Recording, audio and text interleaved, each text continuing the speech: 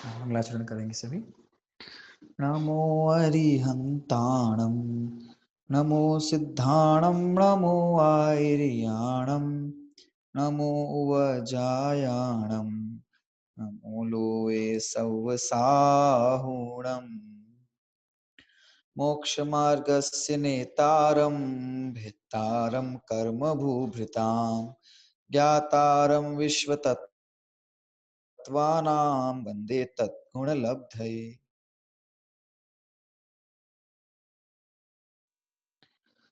यह तत्वार्थ सूत्र नाम का महाग्रंथ है, जिसके चौथे अधिकार के ऊपर हम चर्चा कर रहे हैं। चौथा अधिकार देवों का वर्णन करता है।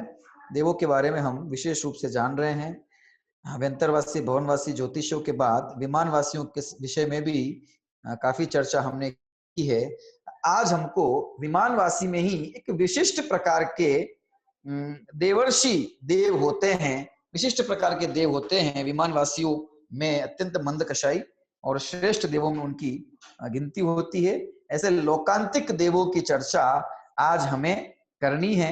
आगामी 2 सूत्रों के माध्यम से हम लोकांतिक देवों की चर्चा करेंगे। आइए हम चलते हैं सूत्र क्रमांक 24 की तरफ।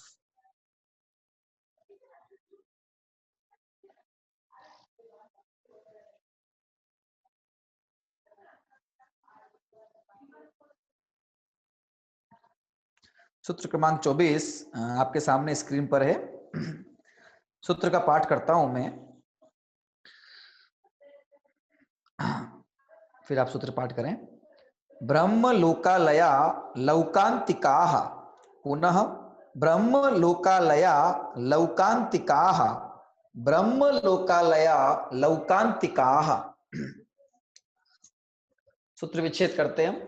ब्रह्मलोक, ब्रह्मलोक डैश आलयाः, ब्रह्मलोक डैश आलयाः लौकांतिकाः। क्या अर्थ हुआ इसका? आलय शब्द है। आलय शब्द का अर्थ क्या है ना? आगत्वा यत्र लयम प्राप्नुवन्ति जनाः तदालय आलयम। आलय किसे कहते हैं? जहां आकर लोग लय को प्राप्त हो जाते हैं, अर्थात आराम को, विश्राम को, है ना, स्थान को प्राप्त होते हैं, उससे आलय या निवास या, है ना, घर कहते हैं। ठीक है, घर, घर को भी आलय कहते हैं, घर का भी पर्यायवाची है। तो ब्रह्मलोक है आलय जिनका। ब्रह्मलोकालय मतलब ब्रह्मलोक है आलय जिनका। ये ब्रह्मलोक कौन सा ब्रह्मलोक है? ये कहाँ आ गया ब्रह्मलोक? और हमने तो 3 ही लोक पढ़े, ऊर्ध्वलोक, मध्यलोक और अधोलोक। फिर ये ब्रह्मलोक क्या है? क्योंकि यहाँ पर स्वर्गों की चर्चा चल रही है, विमानों की चर्चा चल रही है, तो ब्रह्म नाम का विमान कौन सा है? तो 5वां विमान जो है, सौधर्म ईशान सानत कुमार महेंद्र, ब्रह्म, ब्रह्म नाम का जो 5वां विमान है ना, यहाँ ब्रह्म नाम का जो 5वां स्वर्ग है, उस स्वर्ग को ही ब्रह्म लोक कहा गया है। ब्रह्म स्वर्ग कहें या ब्रह्म लोक कहें, एक ही बात है। तो ब्रह्म लोक है आलय जिनका। ब्रह्म लोक में रहने वाले, अर्थात 5वें स्वर्ग में रहने वाले लोकांतिक देव होते हैं। ये इस सूत्र का अर्थ है, या फिर इसका सूत्र का अर्थ ये ऐसा है, लोकांतिक देवों का जो स्थान है वो ब्रह्म लोक है। ठीक है, सूत्रार्थ पढ़ते हैं हम। लोकांतिक देवों का ब्रह्मलोक निवास स्थान है। 5वें स्वर्ग में ये लोकांतिक देव रहते हैं, इसलिए भी इन लोकांतिक देवों को ब्रह्मचारी कहा जाता है।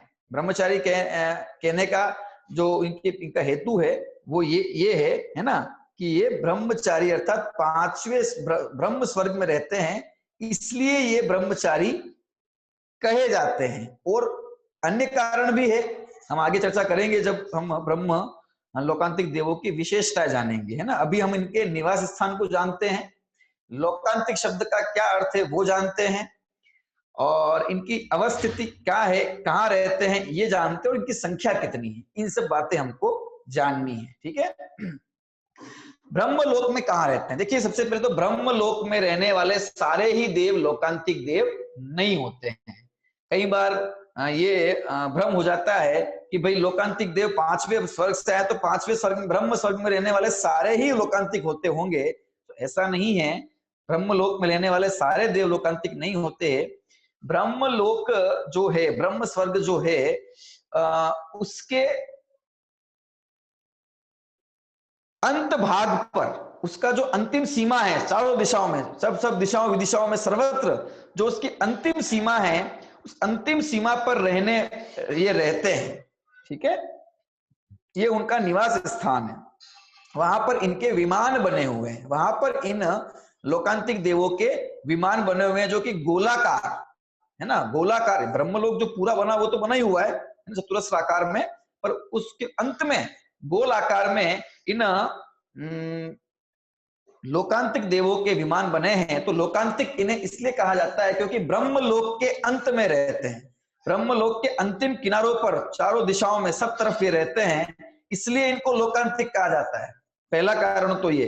दूसरा कारण लोकांतिक क्यों कहा जाता है कि जन्म मरण के चक्र रूप जो ये लोक है, संसार है, इसमें परिभ्रमण करना है ना, जहां ये जीव जन्म संसार रूप परिभ्रमण करता रहता है वह लोक है। और इस जन्म मरण रूप संसार का जिसका अंत आ गया है, लोक के अंत को जिसने पा लिया है ना, अर्थात एक भवावतारी होते हैं ये इनका, है ना, इसके बाद इनका मनुष्य भव अंतिम भव होता है, इसलिए भी इनको लोकांतिक, लोक का अंत जिसके निकट आ गया है वो लोकांतिक। ठीक है, और ब्रह्म लोक के अंत में इनका निवास स्थान होता है, इसलिए इनको लोकांतिक कहा जाता है। ठीक है, ये हमने जाना। ब्रह्मलोक के अंत में कहा कि सब चारों दिशाओं में, विदिशाओं में, दिशाओं और विदिशाओं के मध्य में पूरी समझ लीजिए की बाउंड्री पूरी इन्हीं की जो है गोल आकार में इनके विमान वहां पर बने होते हैं ना, वहां पर ये देव सब रहते हैं। अब कितने भेद हैं, कितने प्रकार के ये लोकांतिक देव होते हैं, इनके कुल, लोकांतिक देवों के कुल कितने होते हैं, हमको वो जानना है। तत्संबंधी जो सूत्र है, ये सूत्र नंबर 25 हमारे सामने है। सूत्र पाठ करते हैं हम, देखिए। सारस्वतादित्य वन्य अरुण गर्द तोय तुषिता व्याबाधा रिष्टाश्च। वापिस सूत्र पाठ करता हूं। सारस्वतादित्य वन्य अरुण गर्द तोय तुषिता व्याबाधा रिष्टाश्च। सारस्वतादित्य वन्य अरुण गर्द तोय तुषिता व्याबाधा रिष्टाश्च। सूत्र विच्छेद करते हैं। Saraswat plus Aditya plus Vahni plus Arun dash Gardatoy dash Tushit dash Avyabadh dash अरिष्टाह प्लस च। ठीक है, Saraswat plus Aditya dash Vahni dash Arun dash Gardatoy dash Tushit dash Avyabadh dash अरिष्टाह प्लस च। लोकांतिक देवों के कितने कुल बताए? 8 कुल बताए। देखिए कौन कौन से हैं सूत्रार्थ देखिए। सारस्वत, आदित्य, वहनी, अरुण, गर्दतोय, तुषित, अव्याबाध और अरिष्ट, ये लोकांतिक देव हैं। ये लोकांतिक देवों के कुल है, लोकांतिक देवों के प्रकार है ना। लेकिन लोकांतिक देवों के सिर्फ इतने ही प्रकार नहीं होते, है ना, 8 ही कुल नहीं होते। इन 8 कुलों जो कुल हैं, इनके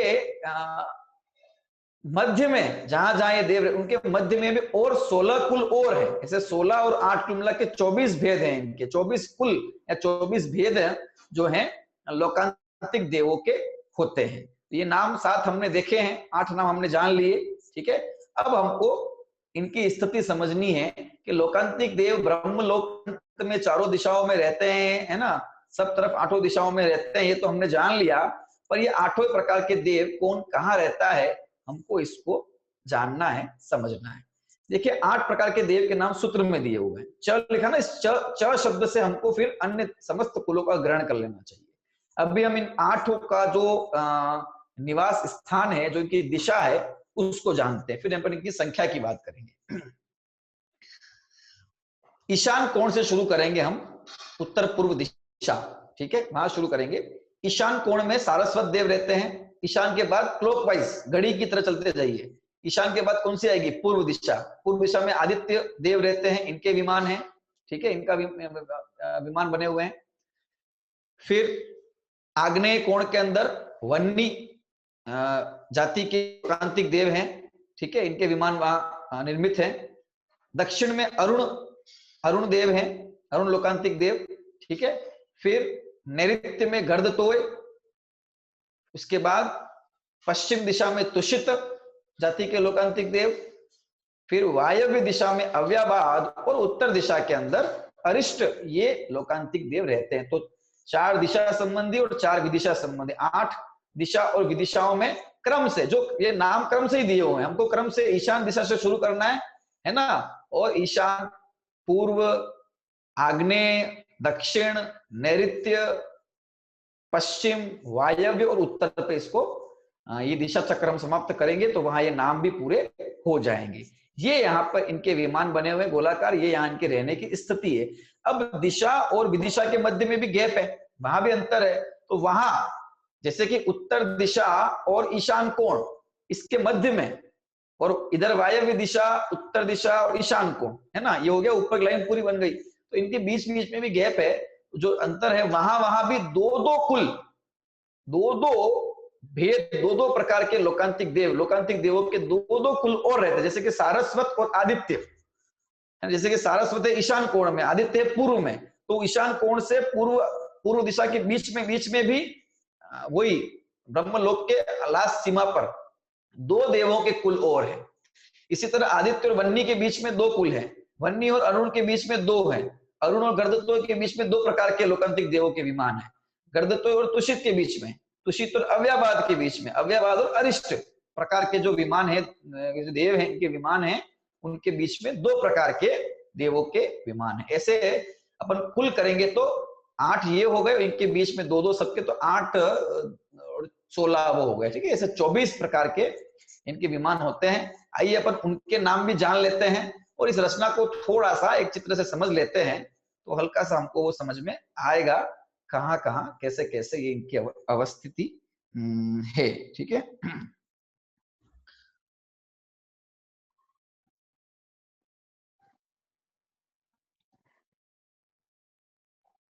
देखिए ये चित्र आपको दिख रहा होगा, थोड़ा बहुत स्पष्ट तो नहीं है, पर चित्र देखिए थोड़ा दिख रहा होगा। देखो ये ब्रह्मलोक का अंतिम सीमा है ना, लास्ट ब्रह्मलोक क्या खत्म हो रहा है। यहाँ देखिए सारस्वत आपको नजर आ रहा होगा, ईशान कोण के अंदर उत्तर पूर्व में सारस्वत, यहां से शुरू हो जाइए, ठीक है।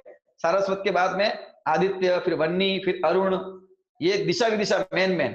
फिर देखो दक्षिण की दिशा से इधर नैऋत्य में आ गए तो गर्दतोय, फिर पश्चिम में आ गए तो तुषित, अव्याबाद, अरिष्ट।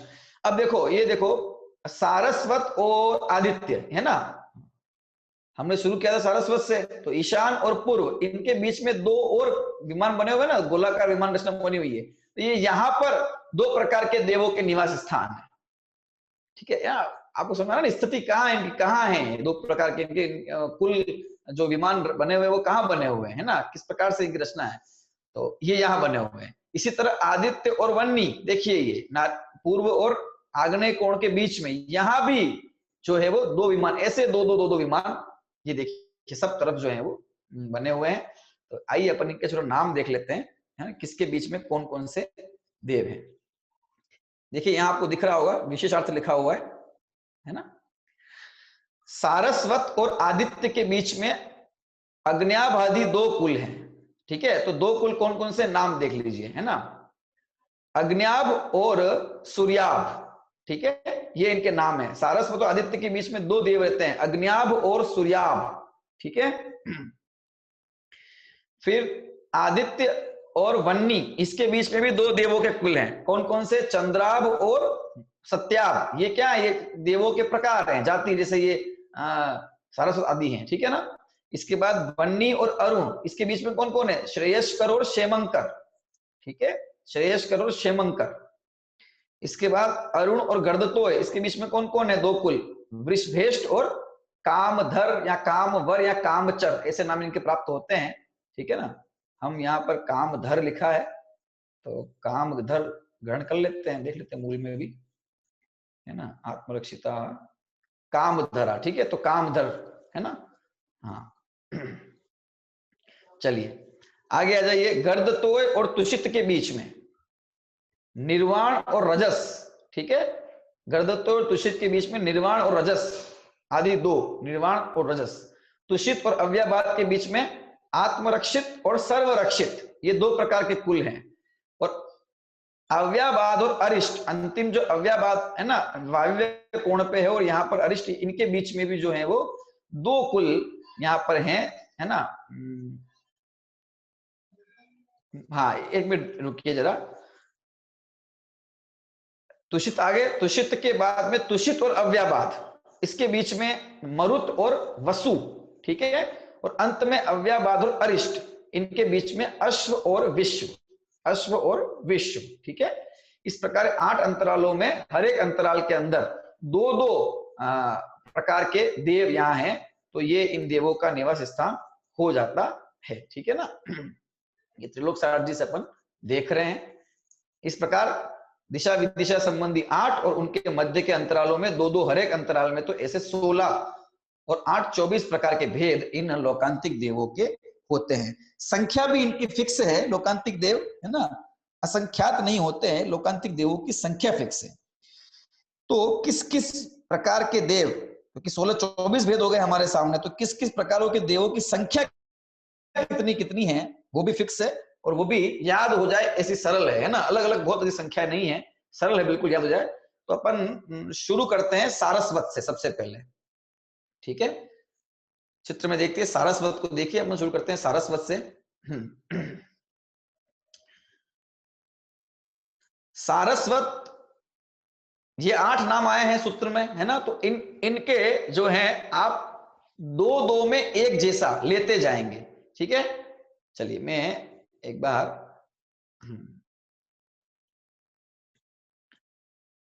सारस्वत और आदित्य, इन दोनों में 707 और 707, 707 देव हैं सारस्वत विमान में, ठीक है। सारस्वत प्रकार के जो देव हैं उनके विमान में वो 707 है।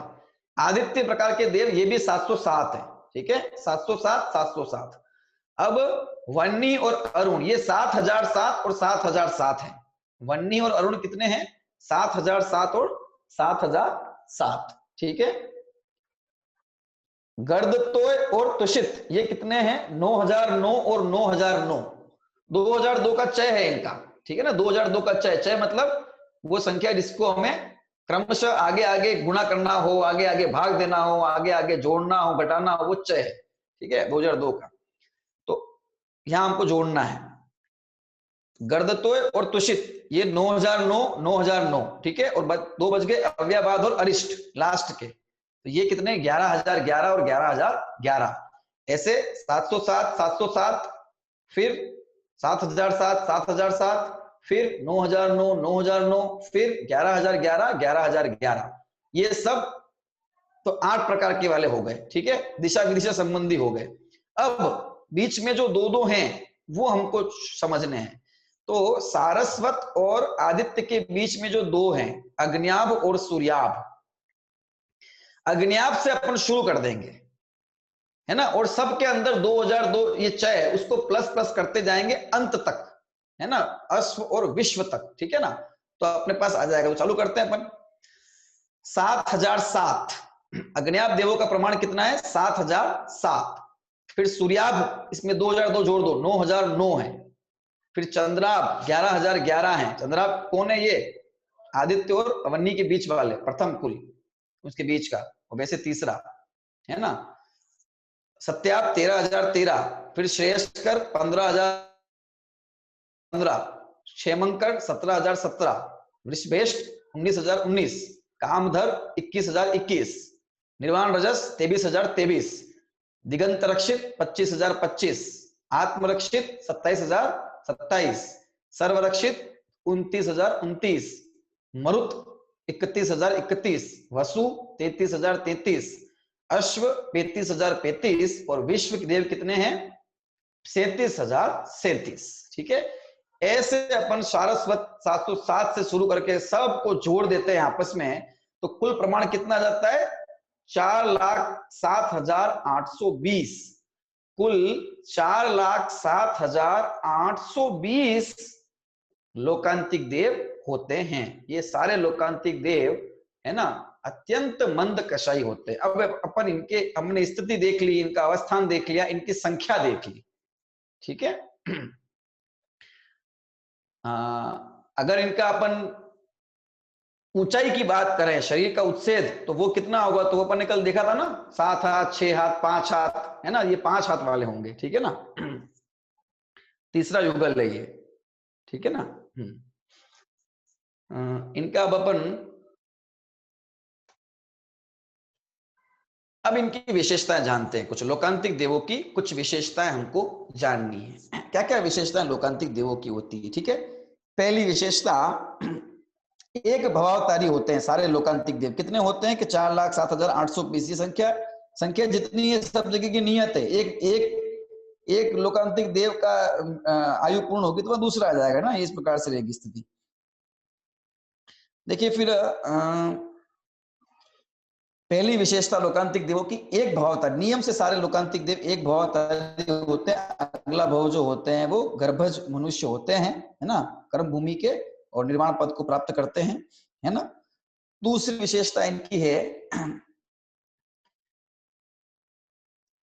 समान, एक समान होते हैं, है ना। इनमें ये समझ लीजिए कि कल्पवासी, कल्प में रहते हुए भी कल्प, इनमें स्वधर्म इत्यादि इनकी कल्पना नहीं, ये सारे देव एक समान होते हैं, ठीक है, छोटे बड़े नहीं होते। जितने भी ये देवों के नाम लिए हैं, 24 प्रकार के जो भेद किए हैं, ये सब देव एक ही प्रकार के होते हैं, है ना, एक समान होते हैं, छोटे बड़े का भेद इनमें नहीं होता।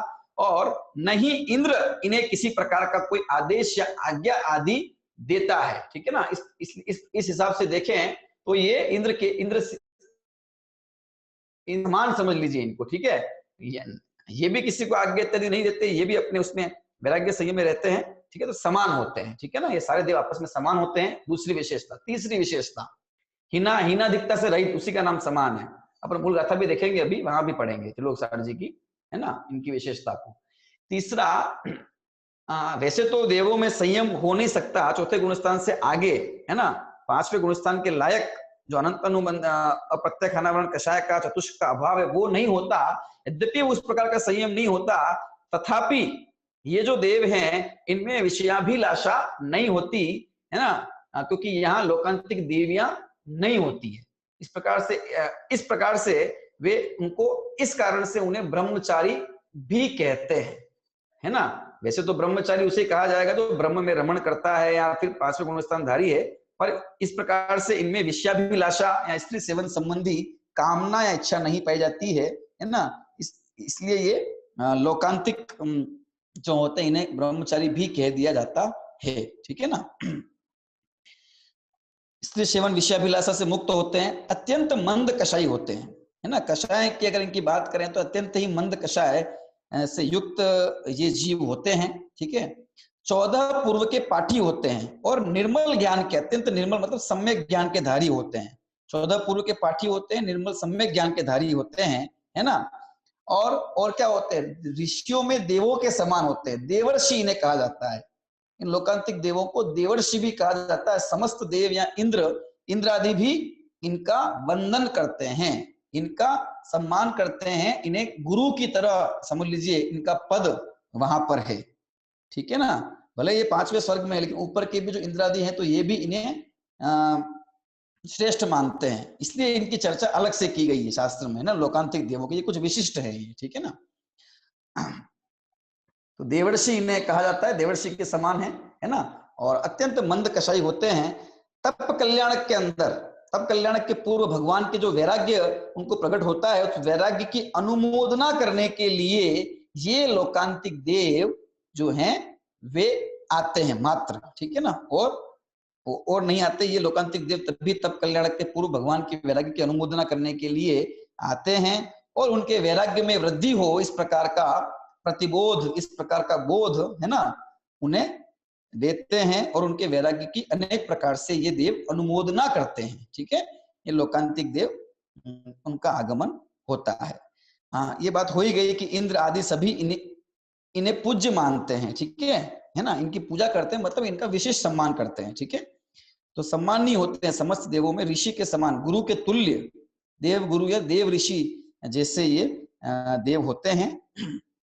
14 पूर्व के धारी हैं और नियम से एक भव के अंदर मोक्ष जाने वाले सभी देव, ये सब सम्यक दृष्टि, सारे ही देव नियम से सम्यक दृष्टि होते हैं। ठीक है, ये इन देवों की लोकांतिक देवों की कुछ विशेषताएं हैं। आयु के विषय में बात करें तो यहाँ वैसे तो देवों की आयु संबंधी आगे 28वें सूत्र से लेकर 42वें सूत्र तक सारे सूत्र इन देवों की आयु के विचारों ही जाति के देवों की जो आयु है उस आयु के ही विषय में सारे सूत्र दिए हुए हैं। 28वें सूत्र से लेकर 42 सूत्र तक है ना, वहां इन देवों की आयु के बारे में सूत्र अंतिम आया है, वो जब हम पढ़ेंगे तब पढ़ेंगे, पर यहाँ हम उसको एक बार चर्चा कर लेते हैं। तो इनकी आयु जो होती है समस्त देवों की 8 सागर की आयु होती है, और जो अरिष्ट जाति के देव होते हैं इनकी 9 सागर की आयु जाननी चाहिए। ठीक है, अन्य सभी की आयु जो होती है वो 8 सागर की आयु होती है। ठीक है ना, ये इनकी आयु का प्रमाण प्राप्त होता है।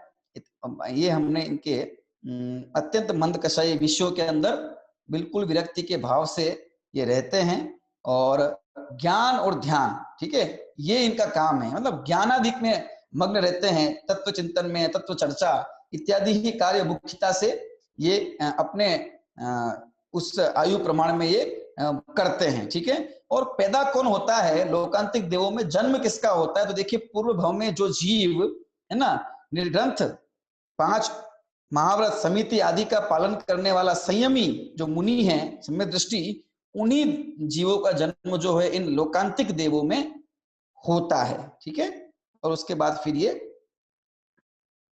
एक भव मनुष्य का धारण करके उसी भव से मोक्ष की प्राप्ति करते हैं। तो ज्ञान ध्यान में तप रहने वाले, स्वाध्याय में रखने वाले, ज्ञान से जिसको विशिष्ट प्रेम है, स्वाध्याय चिंतन में जो विशिष्ट रूप से लगे रहते हैं, इस प्रकार के मुंडराजों के है ना, उस प्रकार के पुण्य कर्म की विशेषता के कारण, ठीक है ना, क्योंकि निर्ग्रंथ मुंडराज यहाँ भी पैदा होते हैं, निर्ग्रंथ मुंडराज सर्वसिद्धि में भी पैदा होते हैं, निर्ग्रंथ मुंडराज आरण अच्युत में भी होते हैं, कहीं भी है ना, सर्वत्र हो सकते हैं। ठीक है ना, तो वे उनके साथ होने वाले जो शुभ भाव आदि हैं उनके निमित्त से जो पुण्य कर्म बनते हैं, तो उसके निमित्त से उनका जन्म जो होता है इन विशेष स्वर्गों में होता है। ऐसे ज्ञान ध्यान तपस्वी जो मुनि होते हैं, वे मुनि यहाँ जन्म लेते हैं और इसके बाद मोक्ष पद की प्राप्ति करते हैं। ठीक है, ये हमने लोकांतिक देवों के बारे में कुछ विशेष चर्चा की है ना, और पंच कल्याणकों में और यहाँ हम सर्वत्र ये देखते हैं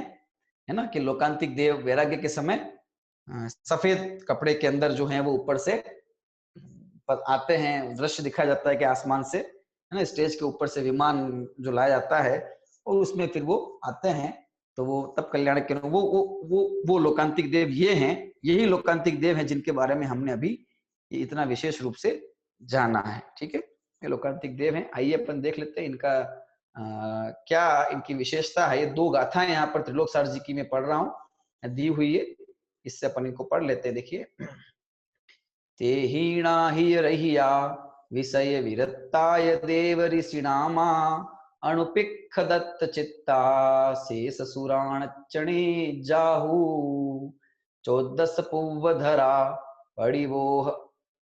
पड़िवोह परातिथयर विणी कम्मणे एदेसी मठ जलहिठिदी अरिठस्णव चेव।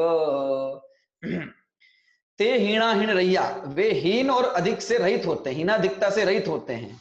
विषय विरक्ता, विषयों से विरक्त होते हैं। देव ऋषि नामा, है ना, देव ऋषि के नाम से युक्त होते हैं, देवर्षि होते हैं, है ना, देवों के ऋषि के समान होते हैं। अणुपिख दत्त चित्ता, हाँ, अणुपिख मतलब अनुप्रेक्षा, 12 प्रकार की भावनाएं जो है, अनित्यादि 12 भावना है ना, उन 12 भावनाओं का निरंतर वैराग्य की भावनाओं का चिंतन करते रहते हैं, वैराग्य भावना से युक्त होते हैं। अनुपक्ष दत्त चित्त, अनुप्रेक्षाओं के चिंतन में जिसका चित्त दत्त है, ऐसे होते हैं।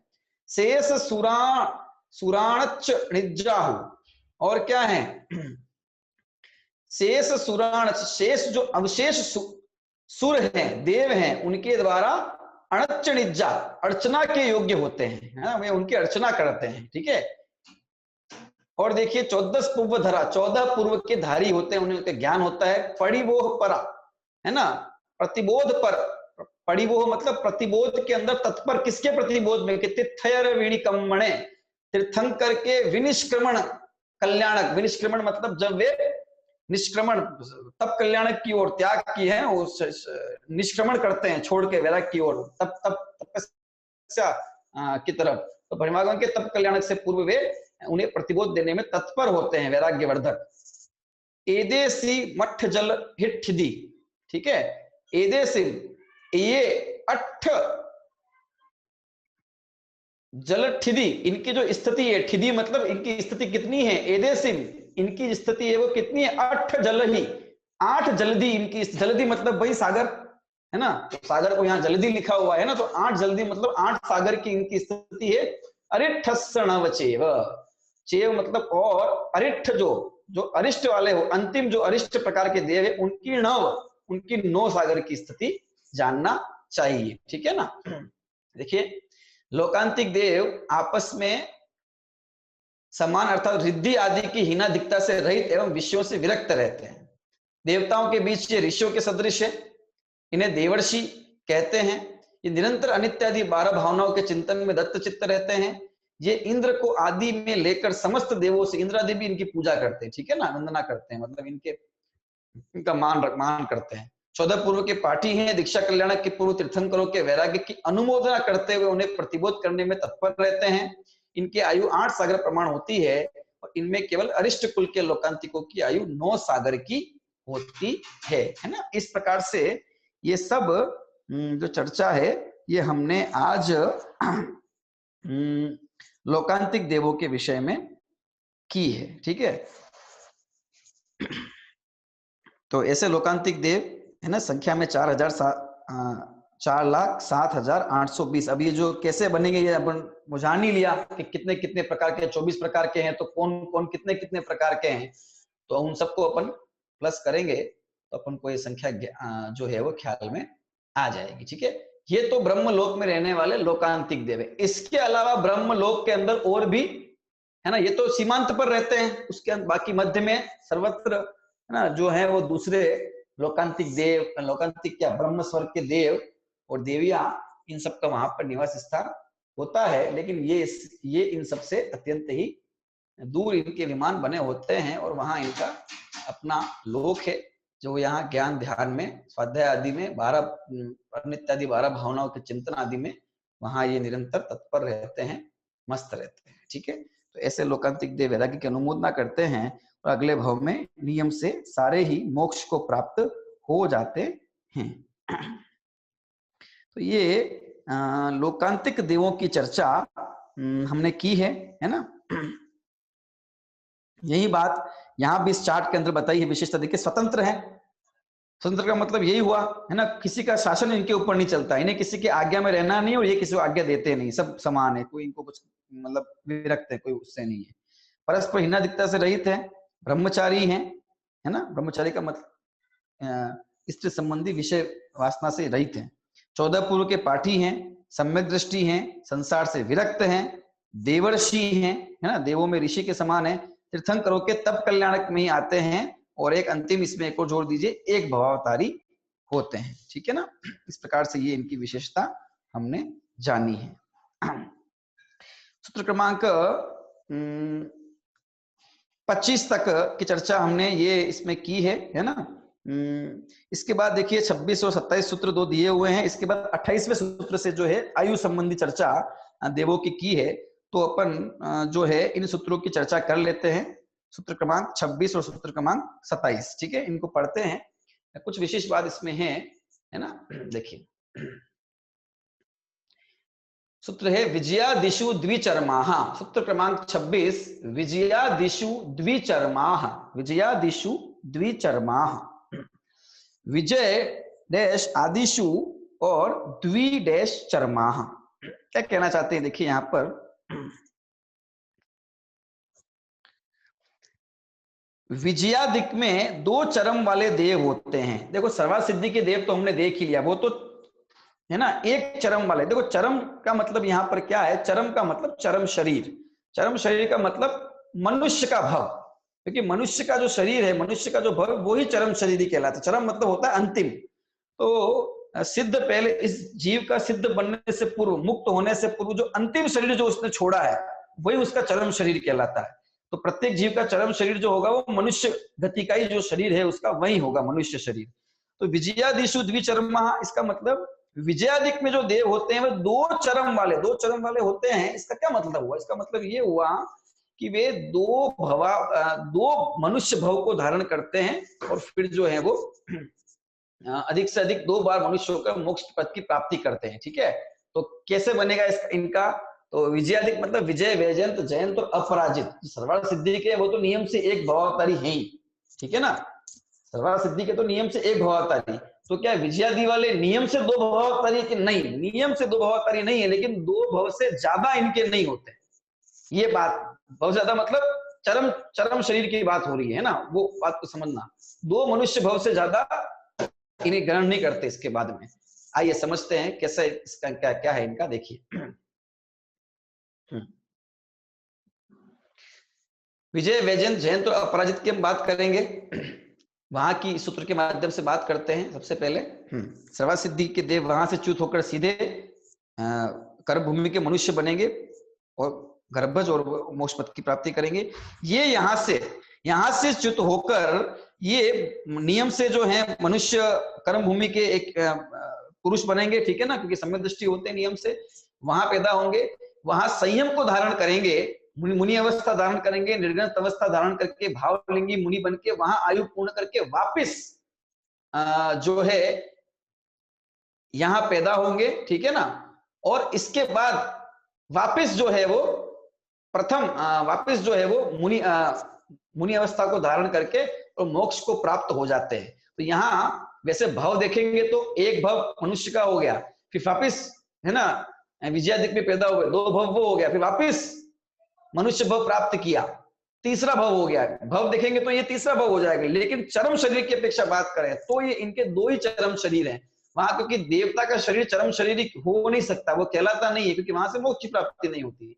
इसलिए जो बीच में जो देव का शरीर मिला है ना, उसकी गणना यहाँ पर नहीं है। वो 2 चरम देव वाले होते हैं, ठीक है, अधिक से अधिक 2 चरम वाले। इसमें एक और बात, इनमें ये भी संभव है कि ये विजयादिक से च्युत होकर मनुष्य उसमें आए, फिर वहां से स्वधर्म आदि स्वर्ग में देव बन गए, है ना। स्वधर्म में या ईशान कल्प में यहाँ पर देव हो गए, ठीक है, यहाँ देव हो गए, है ना, यहीं पर, ठीक है, इससे ऊपर नहीं, यहाँ देव हो गए, फिर वहां से च्युत होकर मनुष्य हुए, है ना, और फिर जो है वो इन्होंने मुक्ति पद की प्राप्ति की, ठीक है। इस प्रकार का भी संभव है ना। तो इस प्रकार देखिए विजयादिक से अधिक 2 बार मनुष्य होकर ये जीव मोक्ष में जाता है। और एक विशिष्ट बात और जानना इसके अंदर, देखिए विजयादिक में उत्पन्न होने का जो उत्कृष्ट विरह काल का है वो साधिक 2 सागर का कहा है ना। साधिक 2 सागर मतलब एक जीव विजयादिक में पैदा हुआ और दोबारा वहां पैदा होने में उसको कितना समय अधिक से अधिक लग सकता है, एक जीव की बात है ना। वो सर्व का विरह काल तो 6 महीने का, वो नहीं, एक जीव की, तो उसको साधिक 2 सागर का काल लगेगा, ठीक है। तो ये साधिक 2 सागर जो है, तो 2 सागर उत्कृष्ट आयु कहाँ की है? ये यहाँ की है, स्वधर्म और ईशान उस युगल की है उत्कृष्ट। इससे ऊपर तो फिर वो ज्यादा हो जाएगी, तो वहां नहीं होगा, है ना।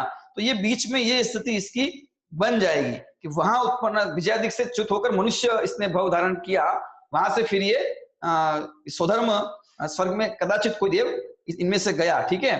फिर वहां से फिर मनुष्य की अवस्था में आया, वहां से विजयादिक में गया, वहां से फिर मनुष्य में आया और फिर मोक्ष पद की प्राप्ति की। तो इस प्रकार से 3 भव भी यहाँ मनुष्य के हैं। लेकिन क्योंकि विजयादिक की अपेक्षा बात हो रही विजय में जाकर और आकर, वहां पर 2 ही भव की विवक्षा है, इसलिए यहाँ पर द्विचर्मा की बात है, ठीक है।